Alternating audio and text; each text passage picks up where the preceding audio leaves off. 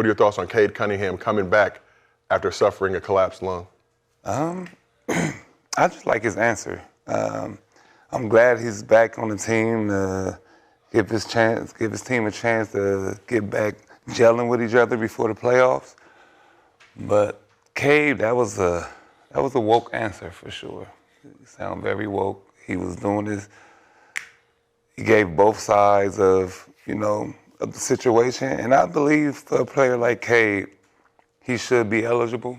In this case, you got elite MVP type level players that's gonna get erased from history with, when you add up all the accolades, they ain't gonna be able to meet these criteria, even though they're trying to play and they're not, they're not doing the Kawhi and the Spurs thing. They're actually trying to get out there, and unfortunately, a collapsed lungs happen at the end of the season. So I think you should be able to use common sense in these situations. Most definitely. Obviously, made third team All-NBA last season, likely to be potentially first team, if not second team this season. But let's move over to you, Shad. Dr. Rashad McCants, PhD. What are your thoughts on Cade Cunningham? Coming back with 3 games left in the season, Pistons really don't have anything to play for at this point except pride. Already had that top spot locked up. Cade said, F it, I'm going to come back anyway. Oh, man. It's love of the game. I think his answer reflects his studentry and his upbringing and the people around him, about how they show him the game, the respect for the game that he has as far as the fans. I think that's what it really comes down to, is the fans and how much the fans contribute to the actual rule. The rule's not set for role players. The rule's set for the star players. And the star players need to show up, be available, be able to attend these games that these fans are, paying for. You can imagine going to a Laker game, 14,000 seats, 14,000 for the seat, and LeBron, Luka, and AR not playing, and you just watching a bunch of role players play. I mean, that's not good for the fans. So I think making it a rule that players like him can accept and see where it benefits the fans. There is 2 sides to it where it comes, Gil talk about it a lot, the owner side. There's the owner side of it and it's the fan side of it. So I think that's where the rule comes in, try to benefit both sides. But I think Cade has done a lot for Detroit, putting them back on the map. You could see the difference to how they play with him and how they play without him. So last night was able to see, how much they need him in the East and locking up that top spot and being able to compete for the conference finals and making it all the way. So I love everything about what Cade brings to the table. He actually won me over with that answer. Were you not rocking with Cade like that prior? Well, not all the way over the top. Like, I think that answer shows, like, everybody that's looking at these awards, he's like, look, man, if having it happen, man, I'm here to try to take my team over the top.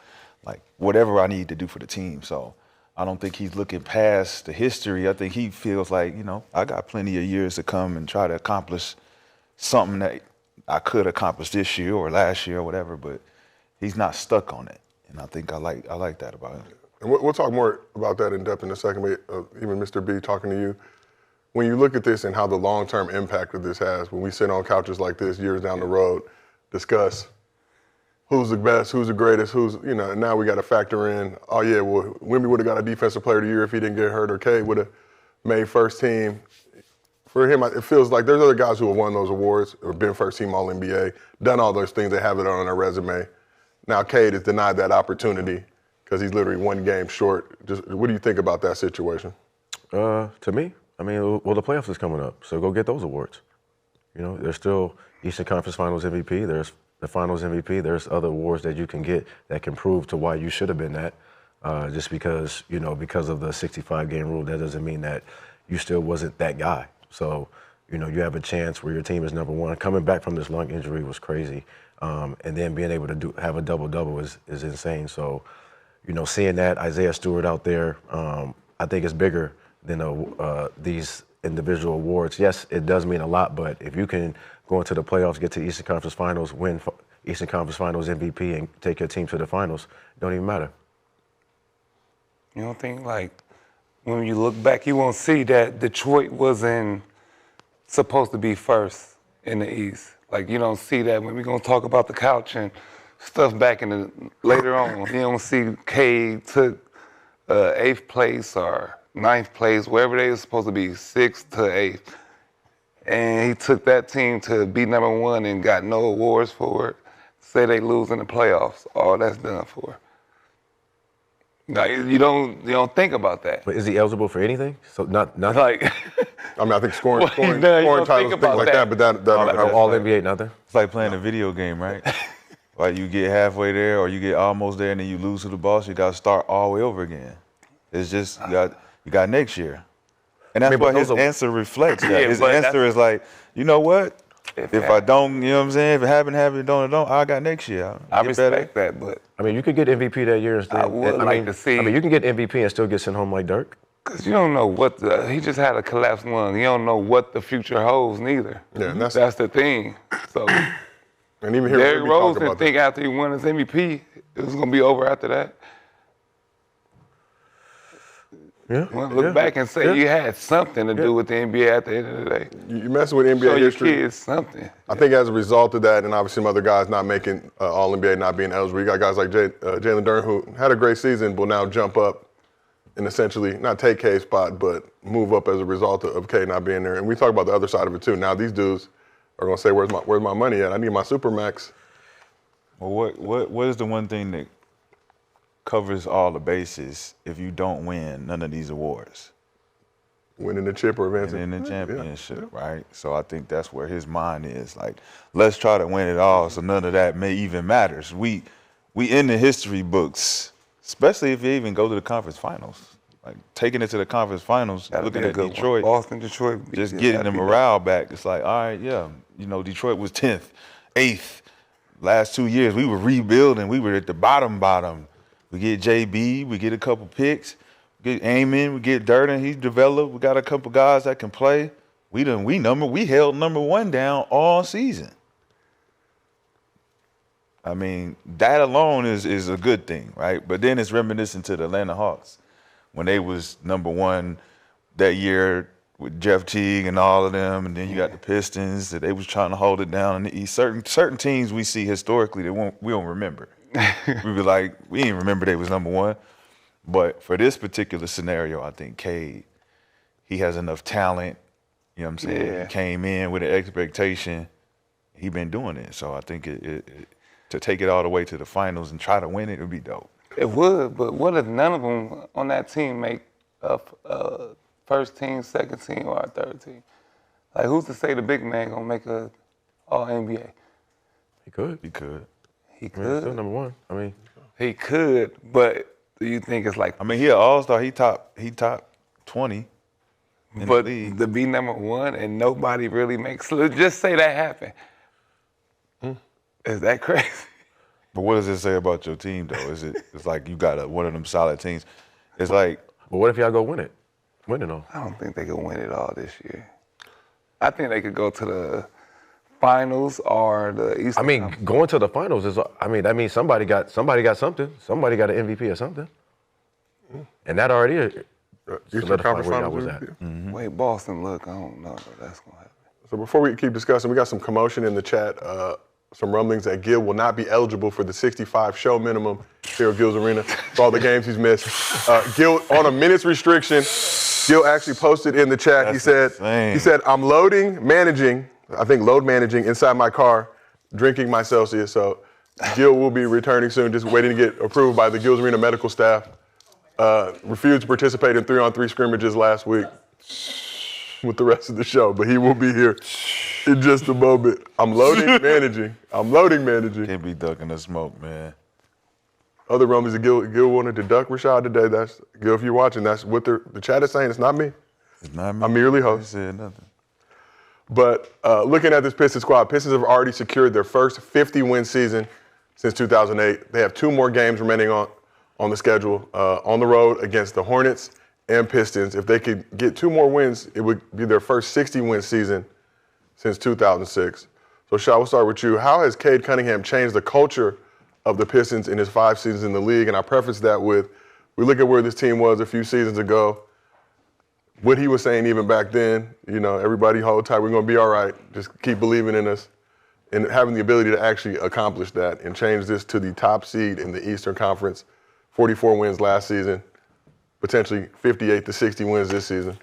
Well, historically, you look at where the Pistons were and then where they transitioned to, they've always had bright spots. I think from Drummond, BJ, Stuckey, Rodney, Monroe, like they always had players that could play.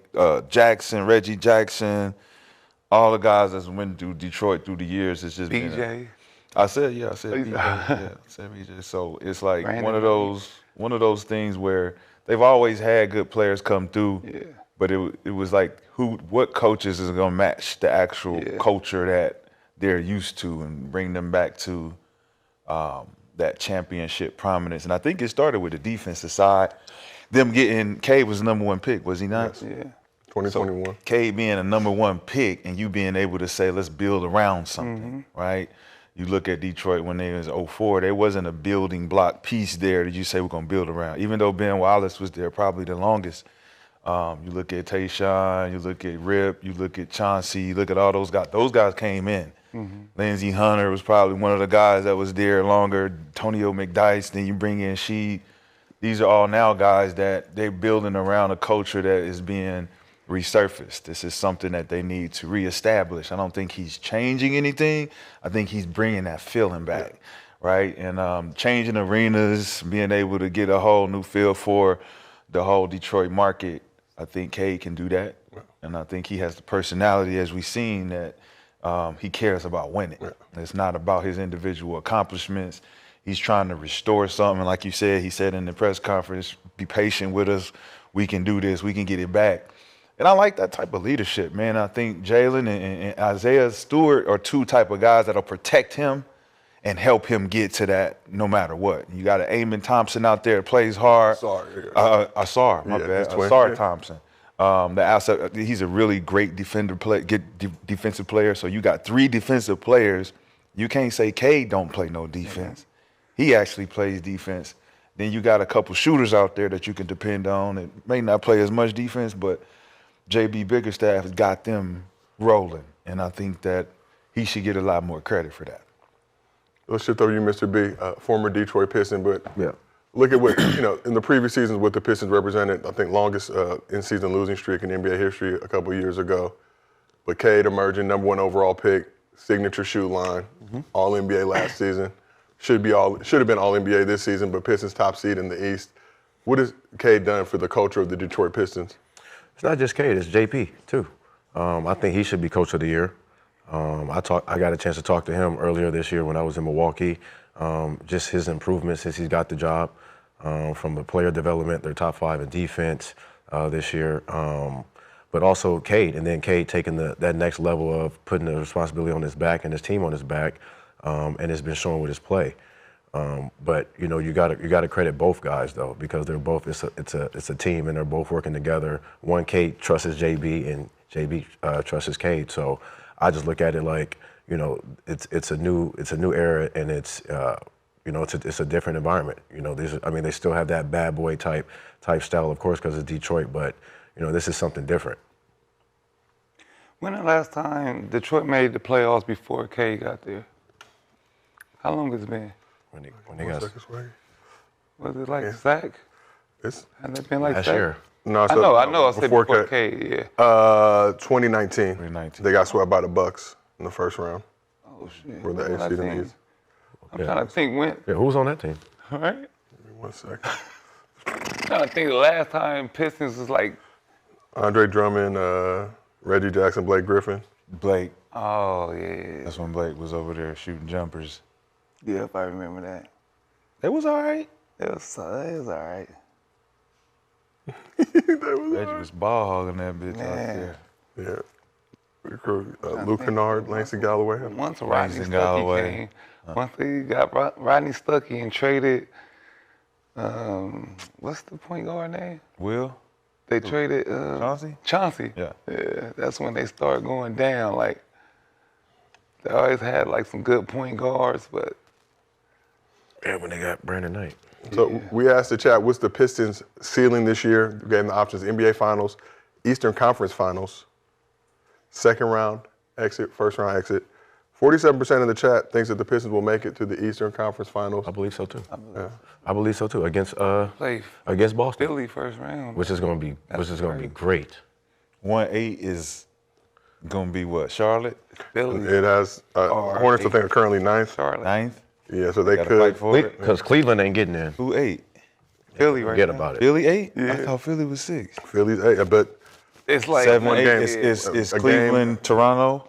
so Cleveland, Atlanta, Toronto, Orlando, Philly, and Hornets. Orlando, They Philly. came back. Orlando's 7th, but they're all all been like against right there. each other. So Okay. these next 2 games are going to Is it determine a lot. starting with Cleveland? All of them with Cleveland So Cleveland, I believe, out of it. has the potential to jump to 3. If I'm not mistaken. So you got the they Knicks at tied. 3rd right there. Oh. Cavs have the potential to jump to 3. I think What's that's Atlanta, Toronto, so Orlando. the lowest they can finish is 4th, and then you got the Hawks, Raptors, Magic, Sixers. I don't like none of them teams against Detroit. I think the Hawks can get them. I don't like Philly against. Philly can get them. I think Charlotte could surprise them. Charlotte, but They can get Orlando though. I They think could get Charlotte Orlando. though. I think they could just off of Outlast them. they young still. You know they ain't. But that's what's scary about it. Like if they play well, they can jump out and win the game. But if they don't play well, it's like you're Charlotte. Yeah. Like what the fuck? But all the other teams, Atlanta's You've scary. been very high on the Hornets. No, for sure. Hornets playing good basketball. I like this team. These They've teams been have losing deep. a lot of little small games. Like they went Yeah. to Boston and lost. That's a game they needed, but it's Boston. It's like they You not got gonna let Jaylen you Brown get after that game saying he sees a lot of the young Celtics in this Hornet squad. So 35 on there. He wasn't gonna let them win that game. But if they can get a couple games, I'm still like optimistic with Atlanta though. Atlanta look way different. yeah, Way different. we got a good crew: Jalen Johnson, Nikhil Alexander Walker, a lot of. McKill is playing out of his mind. All them teams is young though. Atlanta. I mean, they got McCullough over there.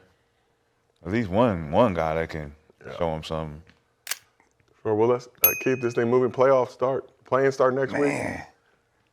Playoff start next weekend. Yes, sir. That's fun. Boy. It's that time of year, ladies and gentlemen. Doing the scouting reports. All right, well, let's keep this thing moving. Allen Iverson